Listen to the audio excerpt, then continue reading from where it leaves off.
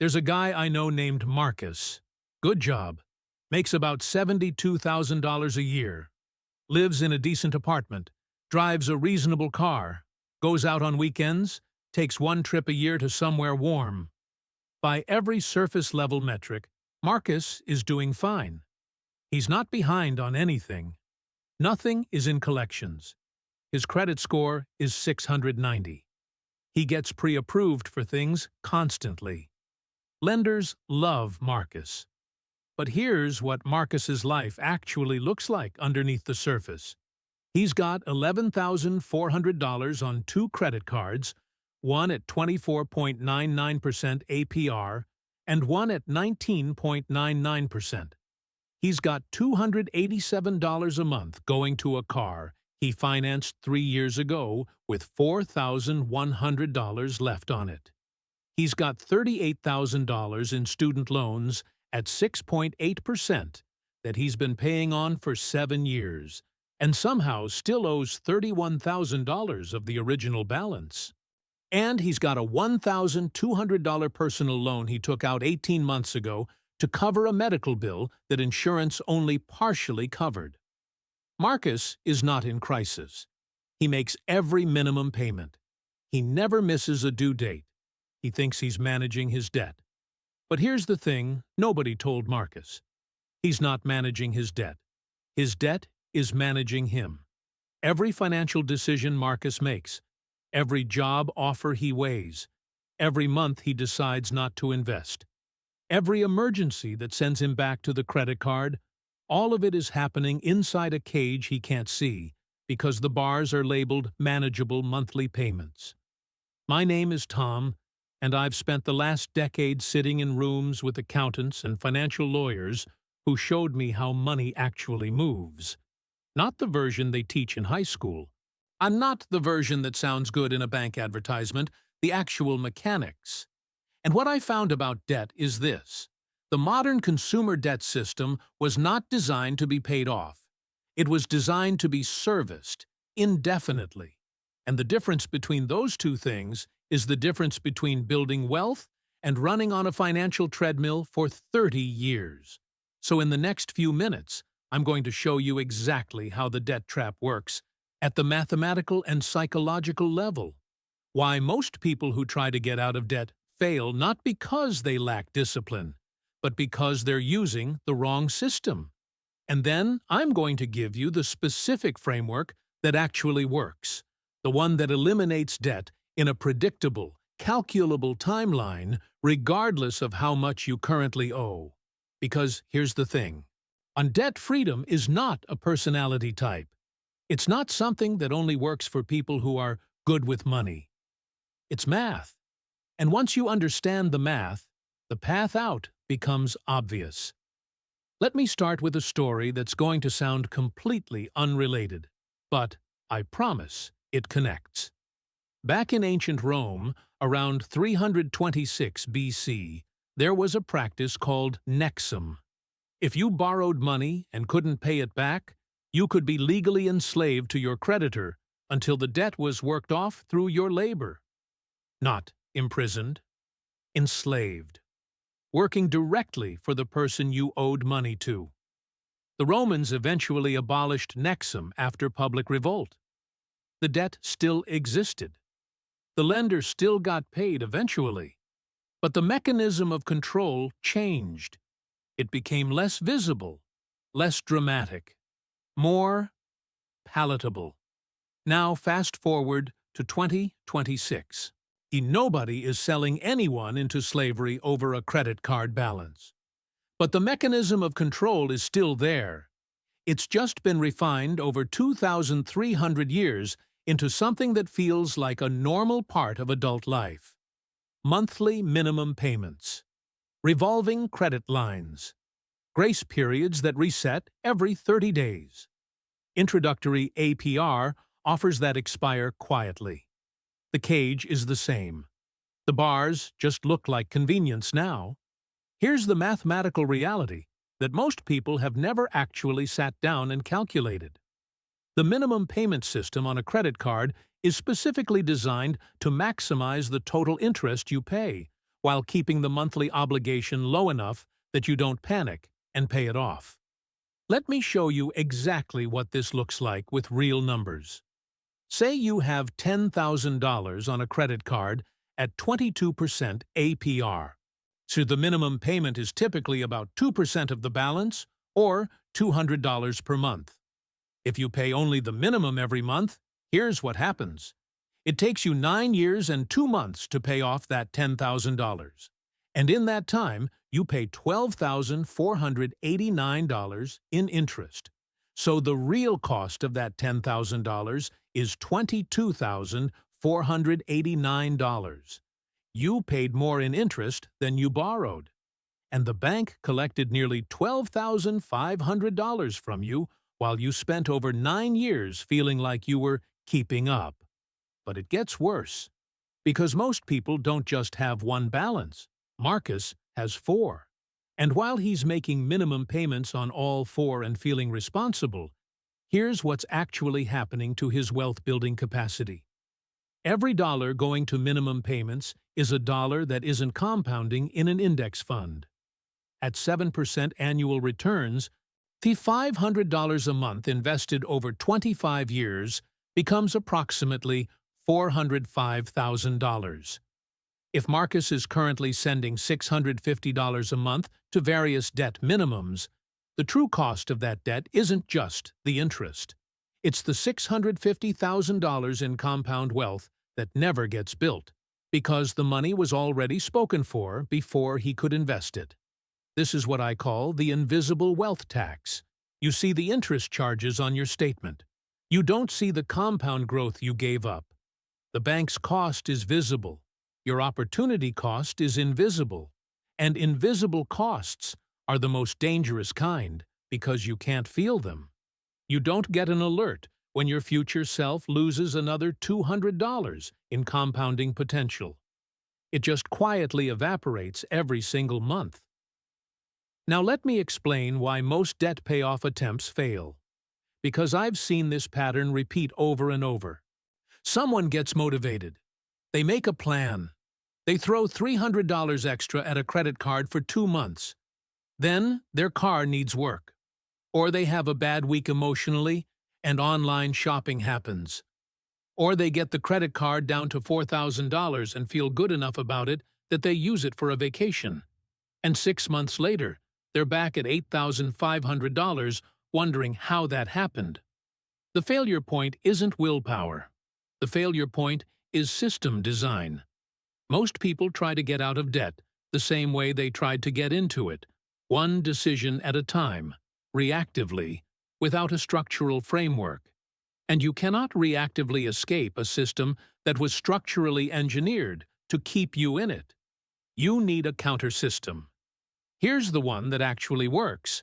I call it the debt compression framework, and it's built on 3 principles: mathematical sequencing, a behavioral automation, and income acceleration.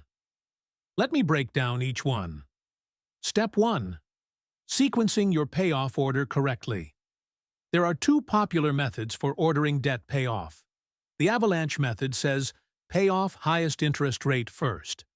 The snowball method says, pay off smallest balance first for psychological momentum. Most financial articles treat this as an open debate. It's not. The answer depends on your specific situation. But here's the framework for deciding. If your total debt is under $20,000 and any single balance is under $2,000, start with snowball. The psychological win of eliminating a balance completely changes your relationship with the process. You stop feeling like you're pushing a boulder uphill and start feeling like you're actually winning. But that emotional shift is worth the small amount of extra interest you pay by not going pure avalanche. If your total debt is over $30,000 or you have balances over $10,000 at high interest, go avalanche. The math becomes too significant to ignore. On a $15,000 credit card balance at 24.99%, every month you delay costs you roughly $312 in interest. Paying that off first versus paying off a $1,500 car loan first could save you thousands. Write down every debt you have right now. Not from memory. Actually pull every balance. The exact number. The exact APR. The minimum payment. Most people have never done this. They know roughly what they owe. Rough isn't a plan. Exact is a plan. Now calculate the payoff date for each balance if you only pay the minimum. There are free calculators online. Do this for every balance. When you see that the credit card you think you're managing doesn't get paid off until 2032 at minimum payments, something shifts in your brain. The problem stops being abstract and becomes concrete. Concrete problems get solved. Abstract problems get tolerated. Step 2. Create the compression effect. Once you have your sequence, the next step is creating a monthly surplus that you can weaponize against the first target. This requires finding the gap between what you earn and what you spend, and widening it deliberately. There are only two levers: earn more or spend less. Most people default to spend less because it feels more immediately controllable. But spending compression has a floor. You can't cut below zero. Income has no ceiling. Both levers matter, but most people underinvest in the income lever. On the spending side, the three categories that destroy budgets are housing, transportation, and food. Not coffee, not streaming services. Housing, transportation, and food. If you're spending more than 35% of take-home pay on housing, you have a structural problem that requires a structural solution. Not a budgeting app. An actual change, a roommate, a cheaper unit, a renegotiated lease. This is the conversation nobody wants to have, and it's why most budgets fail by month 3. The math requires more than cutting Netflix. On the income side, the fastest path to additional cash is usually within your existing skill set. Consulting on weekends, freelance work in your field, overtime if your job offers it. I know a guy who paid off $22,000 in 18 months, not because he became a monk, but because he spent 8 hours every Saturday doing freelance graphic design at $60 an hour. That's $480 per weekend, $23,040 per year. It's not glamorous, but it's targeted, temporary, and directly connected to a specific goal. Here's the critical behavioral piece. Whatever surplus you create, automate it. Set up an automatic transfer to make an extra payment on your target debt the day after your paycheck hits. Not at the end of the month when whatever's left over goes to that debt. The day after your paycheck. Money that leaves your account before you see it doesn't get spent. Money that sits in your checking account for 3 weeks becomes available. This is not a motivation issue. It's a system design issue. Step 3. The debt-free inflection point. And this is the part nobody explains well. Getting out of debt doesn't have a linear feel. The first few months feel like nothing is changing. You're throwing an extra $200 at a credit card, and the balance is dropping slowly, and you're wondering if this is worth the sacrifice. But here's what's actually happening. Each balance you eliminate completely frees up its minimum payment, and you roll that freed payment into the next target. So, if you eliminate a $200 minimum payment, now you've got $200 extra going at the next balance. When you eliminate a $287 car payment, now you have $487 extra hitting the next target. The payoff rate doesn't stay constant. It accelerates. Here's how that plays out in real numbers. Let's say you have these 4 debts. $11,400 credit card at 24.99%. Minimum payment $228. $4,100 car loan at 7.9%. Payment $287. A $31,000 student loan at 6.8%. Payment $358. $1,200 personal loan at 18%. Minimum payment, $60. Total minimum payments, $933 per month. You're currently sending out nearly $1,000 a month and barely making a dent. Now let's say you find $400 extra per month from a combination of cutting and some additional income. You attack the personal loan first because it's small. In 3 months, it's gone. That's $60 freed up. Now you're throwing $460 extra at the credit card. The credit card is gone in about 20 months. That frees up $688. You hit the car loan with everything. Gone in about 5 months. Now you have $975 extra, hitting the student loan every month, on top of the regular $358. The student loan, which felt like a 20-year sentence at minimum payments, is gone in about 4 years from when you started. A total time from starting the process to completely debt-free, including the student loan. Approximately 5 years and 8 months. Not the 20 to 30-year sentence minimum payments we're going to hand you. Under 6 years. And here's the part that changes everything. The month you make your last debt payment, you don't have zero extra money. You have $933 in former minimum payments plus $400 in extra payments you'd been making. That's $1,333 per month that is now freed from the debt system and available to redirect entirely into wealth building. At $1,333 per month, invested at 7% annual returns, you have just over $1 million in 25 years. The exact same income that was funding a debt cage for 6 years is now building a $1 million portfolio. The constraint was never the income. It was where the income was going. Step 4. Protecting the exit. Most people who get debt-free drift back into debt within 3 years.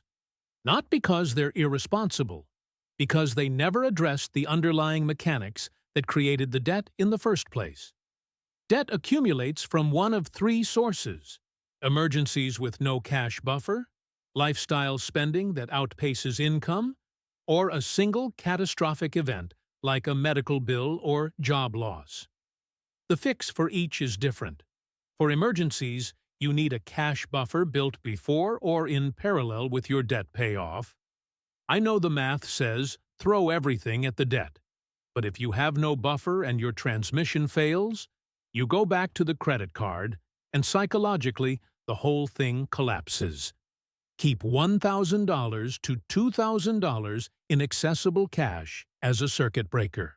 It limits your payoff speed slightly, but protects the system from imploding on the first unexpected expense. For lifestyle spending, you need a clear-eyed accounting of what triggered the debt in the first place. If you're spending on experiences or status because of genuine psychological needs, those needs don't disappear when the debt is gone. They find a new outlet. The behavior needs to change, not just the balance. For catastrophic events, the only real protection is financial resilience. Income diversification, insurance you actually review and understand, and eventually, the wealth buffer that comes from actually building investments after debt is gone. This is why the debt-free journey is not the end of the story. It's the beginning of a different one. Step 5. The mindset reframe that makes all of this sustainable. Here's the thing I've observed across every person I've ever watched successfully get out of debt. The ones who fail treat it as a sacrifice. The ones who succeed treat it as an offensive strategy. When you're in debt, you are paying for your past. Every minimum payment you make is a payment for something you already consumed, already experienced, already drove. The present version of you is being taxed to fund the choices of the past version of you. Getting out of debt is not a punishment. It's the process of buying back your future income from your past decisions. Think of it this way. Every dollar you owe is a dollar that is already spoken for before you get paid. It's a prior claim on your income. When you eliminate that prior claim, you're not just saving interest. You're reclaiming sovereignty over your own money.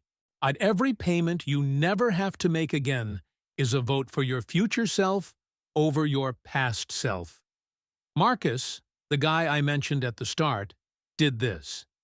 He sat down one Sunday afternoon, pulled every balance, built the sequence, automated an extra $450 a month that he found by dropping one car insurance company, negotiating his phone bill, picking up 2 Saturday shifts per month at a side job he'd had before. In 4 years and 3 months, he was completely debt-free for the first time since he was 19 years old. Not close to debt-free. 0. Every balance. Gone. The month after his last payment, he set up an automatic investment of $1,100 per month into a low-cost S&P 500 index fund. He's been doing it for 2 years. His portfolio is at $29,000 and growing. Not dramatic yet. The snowball is still small. But for the first time in his adult life, his money is building something instead of servicing something. He still drives a reasonable car. He still goes out on weekends. He just goes out without the quiet background noise of knowing that 4 lenders have a prior claim on his next paycheck. That silence, that financial quiet, is something you can't understand until you've experienced it. And you can't experience it until you stop managing debt and start eliminating it. Here's the final thought I want to leave you with. The financial industry makes money on your balance, not your freedom. Your bank does not benefit from you being debt-free. Your credit card issuer does not benefit from you paying in full every month. The entire system is optimized for your perpetual servicing, not your liberation. They didn't build a cage and leave the door open. And they built a cage and told you the cage was normal. It is normal. It's just not mandatory. The math exists. The framework exists. The path out is calculable and specific and available to anyone who chooses to use it. The question is not whether you can afford to get out of debt. The question is whether you can afford to stay in it. Because every month you spend managing minimum payments is a month the compound curve starts without you. And compound curves, once you understand how they work, are not something you want to be late to. Go pull every balance tonight. Write the exact number, the exact rate, the exact minimum. Build the sequence. Find the surplus. Automate the attack. The cage was always unlocked. You just needed to know where to push. Subscribe if this helped you see the math clearly. Now drop a comment and tell me your total debt number. Not because I need to know, because naming it out loud is the first act of taking it seriously. And the people who take it seriously are the ones who get out.